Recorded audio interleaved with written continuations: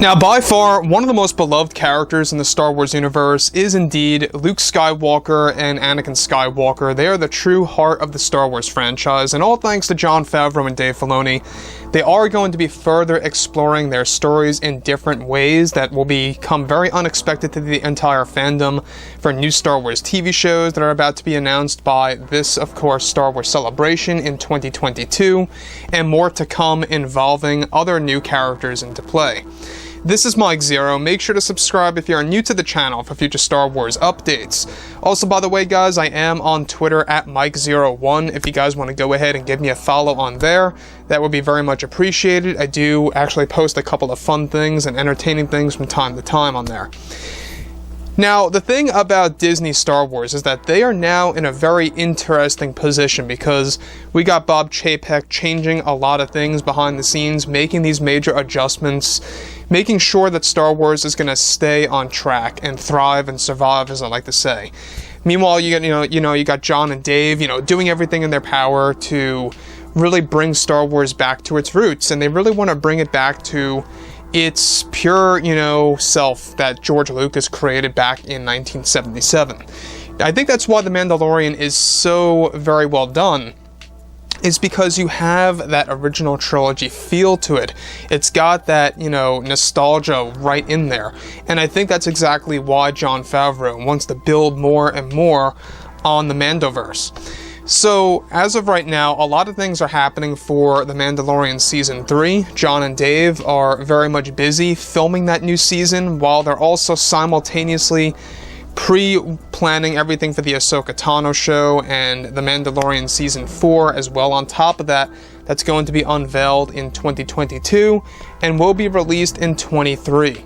So, with that being said, however, what's really intriguing has everything to do with what John and Dave have planned for its 4th season.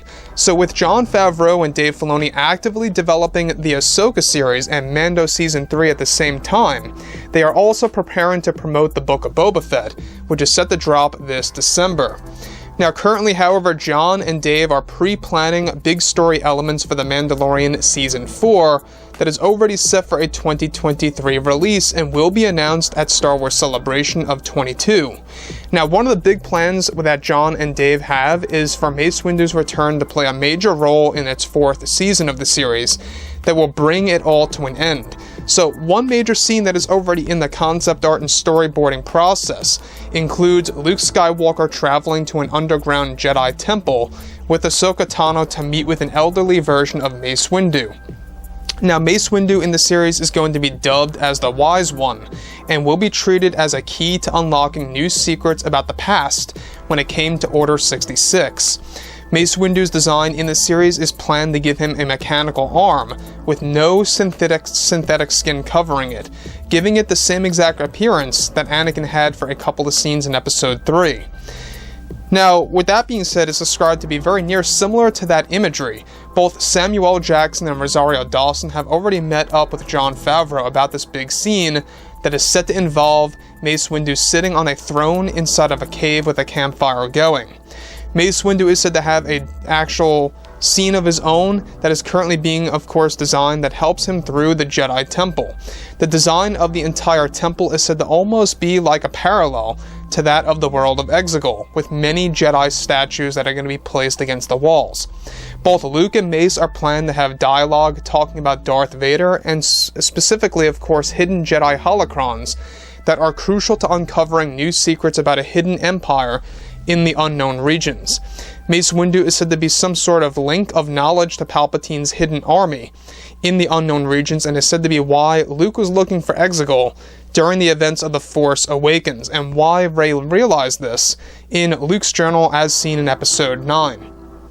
Now, not just that, but however, some of the storyboards created involve Mace Windu levitating over large boulders in this ancient Jedi temple from time to time, that is said to be one of the first Jedi temples created years and years ago.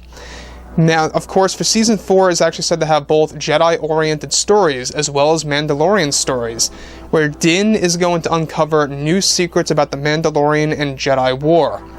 Actor Samuel L. Jackson is described to be very excited to return as Mace Windu, and that his announcement is all set to take place at Star Wars Celebration next year. Favreau has a plan set up that will actually have Mace Windu's dialogue being delivered that are actually going to be planned to give a full-fledged flashback of post-Order 66 while he's actually delivering this dialogue to Luke, that they are planning to give a full-fledged flashback of also a post-Order 66 moment of a younger Mace Windu hiding in the depths of Coruscant from his injuries. Season 4 is said to have a significantly higher budget, giving it a very cinematic, movie-like feel. So, I want to actually kind of expand off of this and exactly, what Jon Favreau is aiming to do here. So, Mace Windu coming back is great and all. I'm just feeling like some fans may have an issue with Mace Windu coming back. I know a lot of fans out there are kind of a little over the fact that so many characters that were presumed dead are now either coming back to life or were never really dead at all. And a lot of fans are having issues with that, and I understand, I can see their perspective, but I think that Mace Windu is a great exception.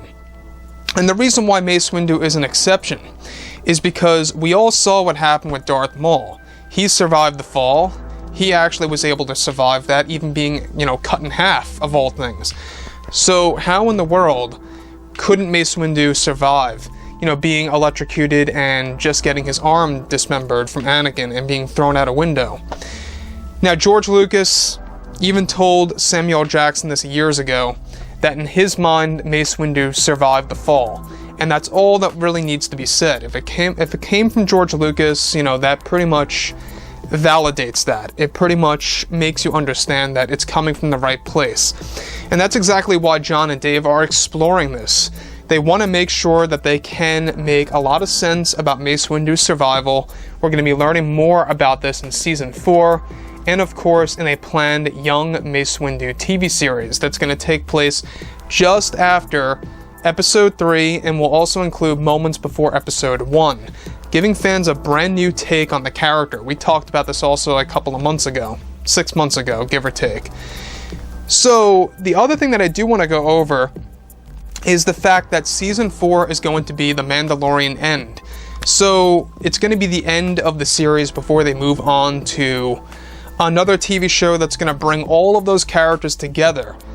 The reason why Jon Favreau wants to end The Mandalorian with Season 4, quote-unquote, is to ditch that title, because it's no longer just going to be about The Mandalorian, it's going to be about The Mandalorian and his friends/allies.